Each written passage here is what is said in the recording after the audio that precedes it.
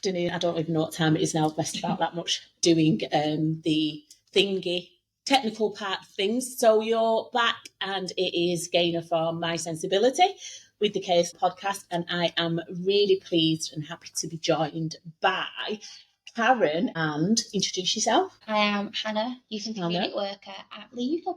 And both lovely ladies from Leigh Youth Hub. And I suggested we did a podcast just to tell the listeners out there all about Leigh Youth Hub. So what I know so far is it's an amazing, absolutely amazing facility that is like a TARDIS when I first saw it. When I came in, I can't believe how much space there is and how small it looks outside.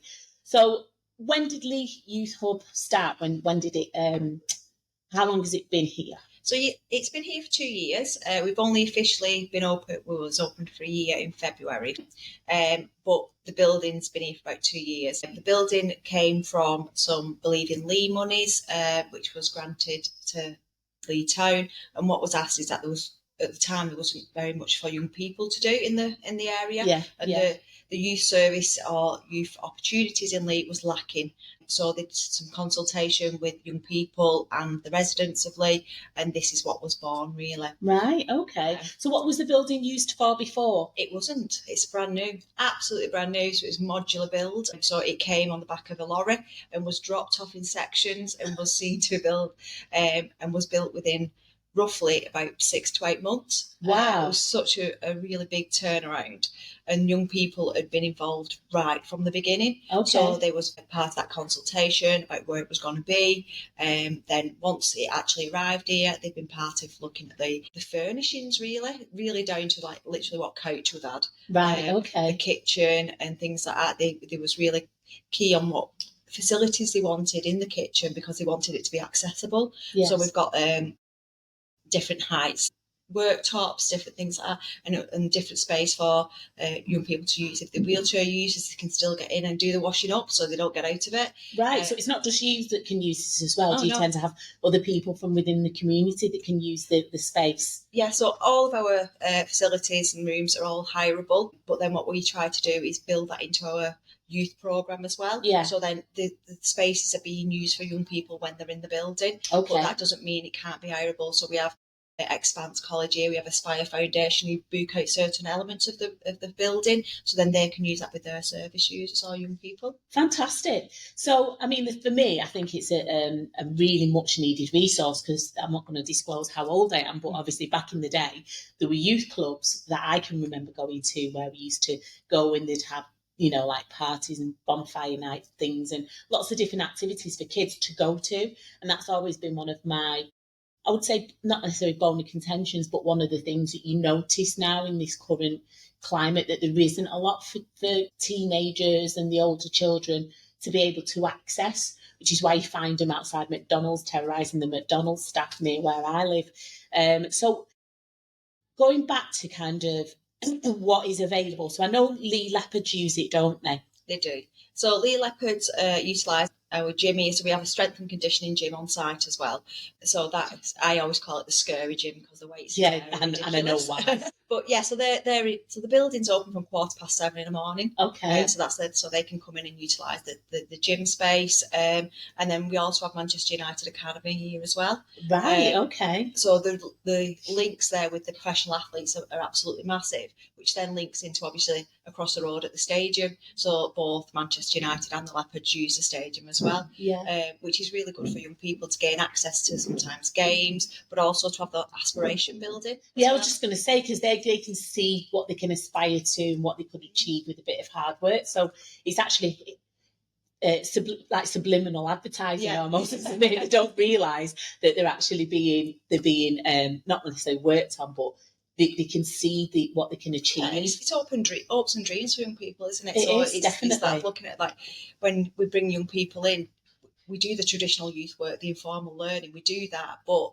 on the back of it, there's potentially we're opening the door because we've got a steady stream of United players wanting to come in, or Leopards players, and young people see that. Yeah. So it's not like them, as much as they're heroes in some respects, and a lot of the young people who utilise the building are fans of the Leopards or of United. It's just seeing it. It's that element of just... It's a very positive impact. It would have a very positive impact. So have you always been a youth worker, Karen? Yes. So I've been youth working since I was 19. No, 42. I don't mind saying my age. But yeah, 42. I've youth worked all my adult life, really. And that started from doing a couple of hours a week. And that built and built. And then I went to do my degree through Open University while working full time. Yeah. Because I wanted that. I knew that was the route I wanted to go into. But got into it via volunteering. Okay. So I used to volunteer with uniform organisations, with Brownies. And then that just kind of give me the... Well, do you know what, Karen? I think you're an absolute hero. And do you know, want me to tell you why? Because give me a room of 30 SEN children and I can understand them.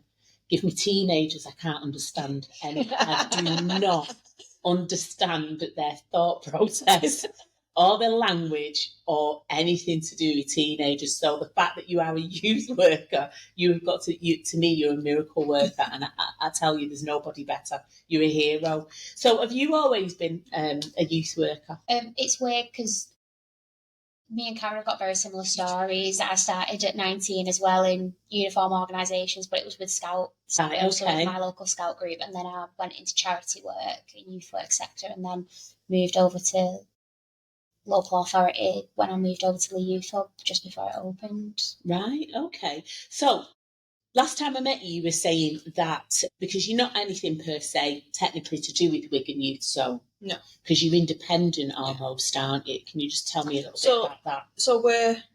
So the asset itself, as in Leigh Youth Hub, is local authority, but we're facilities managed by Leigh Sports Village. Okay. But we work in partnerships. So Leigh Youth Hub is built on partnerships. Everything we do is partnerships because there literally is 2 youth workers here. Right. And then we have our duty managers who are worth the weight in gold and do get involved in everything and the madness we put on the table. But it's really important we have those partnerships. So we work in partnership with Wigan Youth Zone, who are a charity. So what that brings to us is that some elements of funding we can't apply for because we're local authority and things like that, but they can, and that can then bring those opportunities to Leigh. And it can bring it back into Leigh Youth Hub. Yes. Which is one of the things that obviously moving forward I'd love to be able to help do for you, because I think it is a really valuable asset, and I just think not enough people maybe, I don't know about it or know how amazing and the services that you actually provide for youth here. So, obviously I reached out to you because of the SEND sessions, because I'm a big advocate of trying to source out any SEND session that there is available for our children. And I think when I spoke to you, it kind of highlighted the gap or the disparity that there is for children like my son, who is 13, but he's really 7. He still watches Hey Dougie, but he's a big lad as well. So trying to give him that kind of middle of the range is very difficult. But you've managed to put SEND sessions on with everything you do, everything. And I know I've brought some of the madness to you and the even more workload, but you do SEND sessions once a month, don't you? Yeah, so we and you're in charge of that. It certainly is. I wouldn't quite say I'm in charge of it, but we work in partnership with 18 Hub for our SEND session, so we're really, really lucky that we were successful when we applied for some short breaks funding. Yeah. And we were really, really honest. We didn't want to start running before we could walk. We wanted to start off slow, get it right from the get-go, and make sure that we weren't overcommitting ourselves and overpromising anything to young people who have potentially been knocked back and families who've been knocked back previously. So they tends to do the last Friday of every month. We're so lucky that we have our immersive space next door. That is amazing. It's incredible. And I am going to I've done a video with Harrison, as I told you earlier. I mean, I enjoyed it more than Harrison. It's actually really good to keep fit in those bubbles. Yeah. I was knackered. And then, I had a bit of a wind down time in the sea, in the undersea thing. I loved it. I'd go in there myself. I'd just hire it for myself for an hour. We'd love to just lie in there all day. It's absolutely fantastic facility, but I am going to put something on socials with it, just showing everybody what it is. And it's actually really, really affordable for an hour. Space. It is, but and you can hire it independently for yourself for an hour. It's amazing. I've been there every Saturday. But so what in the SEND sessions you do them once a month? Is you say the last Friday? Yeah, we tend to do the last Friday of every month, and it's quite an intimate session. We have different young people that attend each time, but we run things like arts and crafts. We have the immersive room next door, so young people can do some sensory offloading if they need to. We do messy play, so we make things like stress balls out of bees and things like that. That's my bread and butter, that messy play. No, I'm not a big fan of messy play either, so she leaves me to That's my bread and butter, messy play. But we do a mix of things, and it's, again, like everything that we do at Leigh Youth Hub, it's very youth led. So because we've got young people that are repeat attendees now, they tell us what they want the following week, or we'll drop an email to the parent or carer beforehand when we're collecting in the All About Me's to find out all about the young person. We'll look at what sort of stuff's on there and try and tailor the sessions a bit to things that young person's familiar with. And it's just a joy, to be honest. We're on our 6th session tomorrow, I think it is. So we've just reached the halfway mark of the short breaks funding. And it's absolutely lovely. What you could do is multiply yourself by 2 or 3. It would be the and the we dream. could just a messy play room. Can you imagine what that would look like? I could. I could imagine what that would be like. I mean, I know we talked a lot, didn't we, about the anxiety of parents that I see all the time when I'm working with parents, of wanting to bring the children to these kind of activities, you know, around not wanting to kind of leave them. But you approach it in a really positive way, don't you? You kind of go, no, they'll be fine. And, you know, you do it in like almost like a transition, don't you, in stages. Yeah, and I think that's what we realised is it is important, and in that separation anxiety works both ways. Yes, some of it can be the parent, some of it can be the young person. But we try and offer that in between, where we've been able to have those pre-conversations. I found really important, separate, getting to know the family before. So it's not just going rock up to a session and let's see what you think. It's like getting to know the families. The All About Me is so important. Just little things, what we see as little things, but massive things for a young person. So like one of the young people was really into a Mario, weren't they? We knew if we had that here on that night, you would feel comfortable. That young person would be like, oh yeah, I can. Or they've listened, or they're meeting my needs. And the parents going, no, they listen to me. Because I wrote that on the form. Yeah. So they've actually read the form. Yeah. So that's, again, building that trusting relationship. Because you're leaving your child with somebody. Of course, you've got to have that trust in that person, because you're leaving your world with them. Yeah, and you know, I suppose it's only going to work if the parent is completely translucent in what the information they give you, because you can only support their child effectively if they're completely honest with you. Yeah. And you know, because you work with children and you work with youths, and that's your bread and butter. You want to make sure that you're creating the right environment and the right space for them, don't you? Because you find it sometimes that some parents feel nervous of telling you the scary bits, like mine. I'm not scared. I'm not nervous of telling you my scary bits. But ultimately, I tell you because if you're ever in that situation, I'd like to know that you are aware of how to deal with that, if that makes sense. So you only have about 8 at the moment? Yeah, anywhere between like 8 and 10.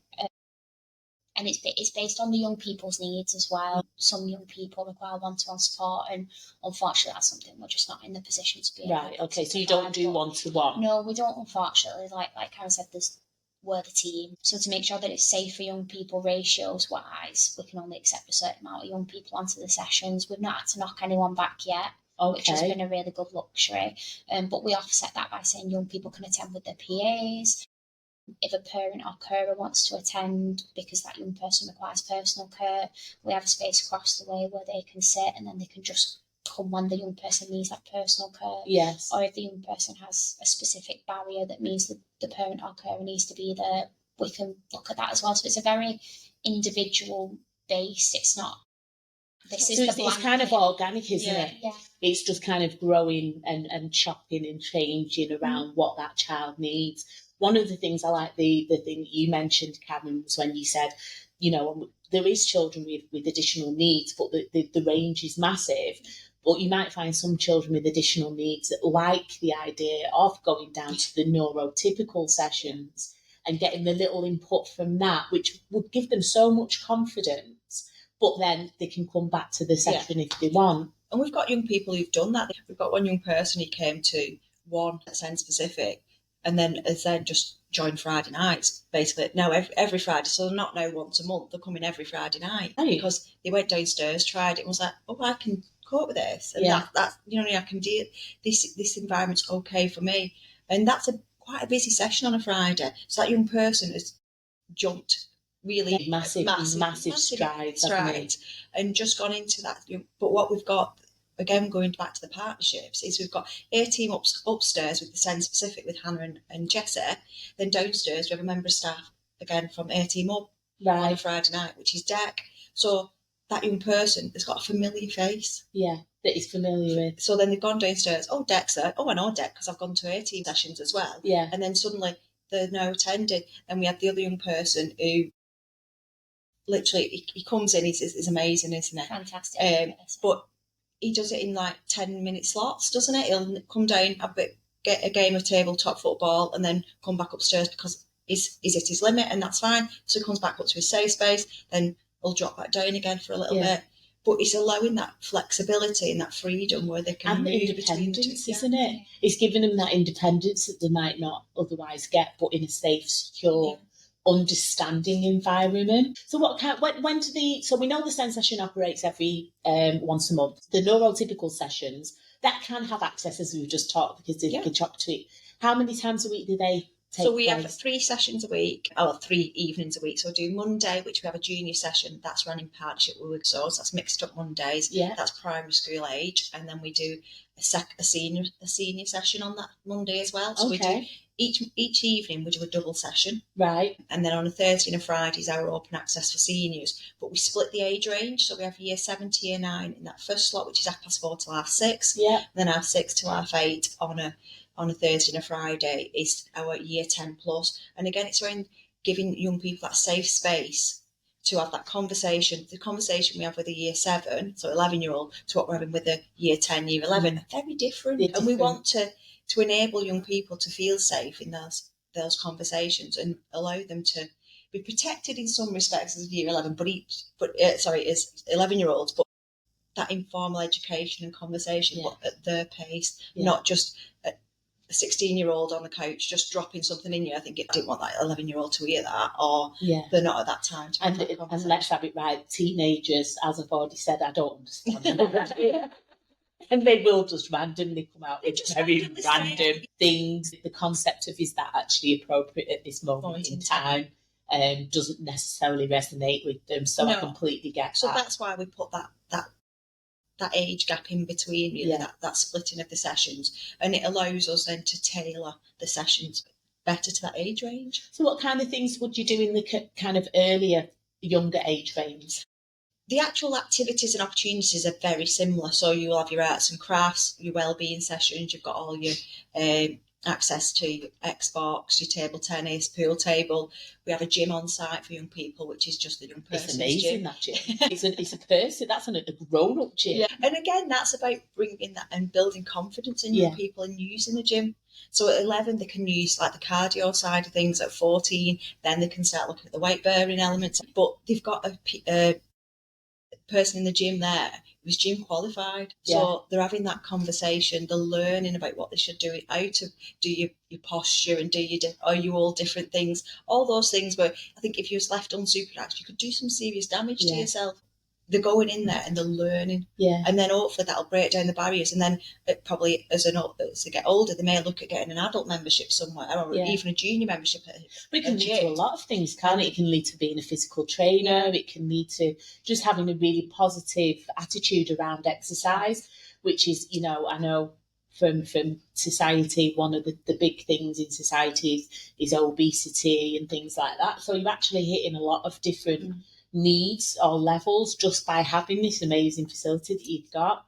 So because you are independent and you're not a charity per se, and you're not necessarily, you need a lot of support, don't you? We do, and we do have some really amazing funders. Some of the elements of work what we do is funded by Leigh Past Players, which is absolutely amazing. They come round up, like they had a walk round and was like, how can we help, what do you want from us, which was like absolutely amazing. And they funded, like we do hub to home, so we look at like nutrition and learning those life skills in the kitchen. So they do that for us, and they fund the ingredients, what we we need to do that. Morrison's are absolutely amazing, literally our neighbours, and they'll just go, we've got these things, can you do something with it? If you're bringing it to me, I'll always find something to do with it. It's called messy play. Yeah. You know what you can do?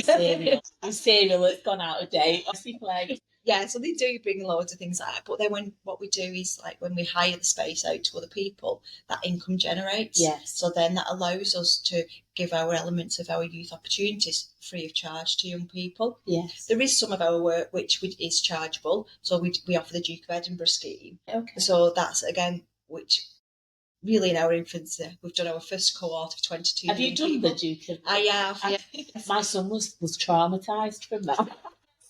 I said, do you want to do the next level? And he went, no. It's not for everyone. It's not, but I can understand, what they have you to do. And it's all about building resilience and independence. He knows, I know if I ever got stuck in a wood with him, he'd be able to survive, but it's not really his thing. But I mean, again, it's joking apart. It is all about building that independence, that resilience, that giving them those skills that they need from a very young age in the world, isn't it? Yeah. And it's about it, going back to it being inclusive as well. So we've just had 22 young people complete, and out of that 22, 3 of those young people have got autism, right? But was able to complete, and some of the peers would never know in that group who it was who had it. You know what I mean? But that's an achievement, because we can make adaptations to it. Because it's all about it being a challenge to the individual. But your challenge is very different to my challenge. Yes. But because you're making so many adaptations across the board, nobody knows why you're making that adaptation. No. Nobody needs to and know they were allowed to take place in something and access it at their level and be able to achieve, which is just amazing. I wish the world was like that. And like I said, we've just had 22 go through. We had our celebration event, and we had Madam Mary who was there giving all the certificates out. It was absolutely amazing. And then we've got our new cohort just started. And again, we've got somebody with a physical disability this time. Right. So now we'll have to look at it all totally again, differently. To accommodate. Yeah. But that's absolutely fine. And we're open to that. But do you not think I love that? Because for me, that's what it's about. It's that challenge of, well, how can I make this person, not them per se fit into what I'm doing, me being able to allow them to fit into it. So, me adapting what I need to do to help them to fit in, not the other way around. Yeah. And that for me is like, I love that challenge. So that's just amazing. But I'll be honest with you, Karen, you've got no chance of getting me out. I'm happy to come and do messy play and the Zen sessions that get covered in shaving foam and mess.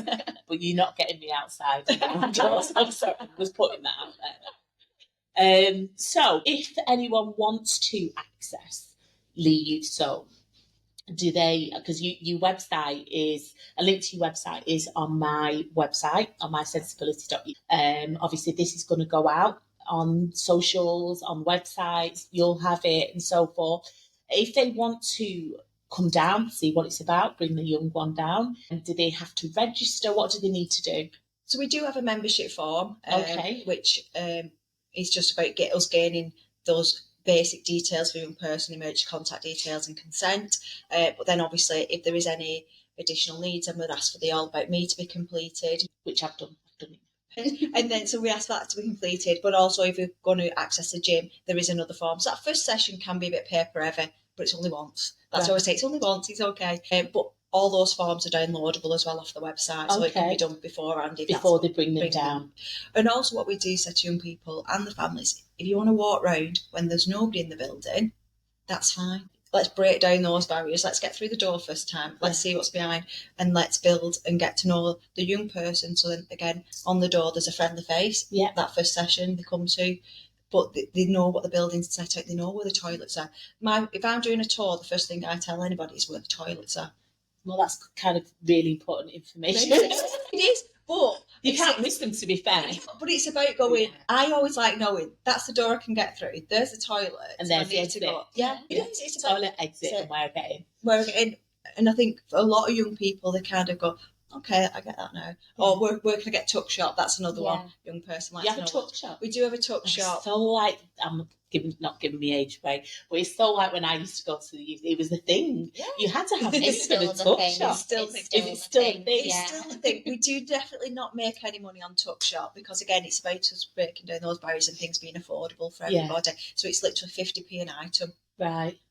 So they can come with £1, they get a bag of crisp and a bag of crisp and a can of pop or whatever, or some chocolate. But it's about it being, that affordability. We wheel it out on a trolley and they all come running. But for me, it was like, oh, this is my independence. I've got my little purse with my money in it and I can go to the shop. It's that feeling like you've grown up, you're independent. But it's about using money. We don't use money. No, they don't. So again, we are cash only. So it's counting out your change. And then but it goes back to informal learning. Life skills. So everything we do tends to link in somewhere. Yeah. And you have this amazing conference room that people can hire as well, that we're doing the podcast in, and they can get information from you about that as well. So what I'm going to try and do is maybe take a couple of video shots of the rooms, and add it to the podcast, and then people can see exactly what they're getting. Is there anything else that you'd like to share? Because I think we've said it all, really. There's free parking, because it's at least so that you don't have to pay for parking. So I think, it's amazing. It's amazing what you're doing, and we need to get you as much support as possible so that we can create a couple. I don't know if it's possible to create another couple of Karens and another couple of you. Well, I'm going to help you tomorrow because I'm going to bring my Harrison down. You'll have the pleasure of my Harrison. But it would be amazing to have one of these everywhere.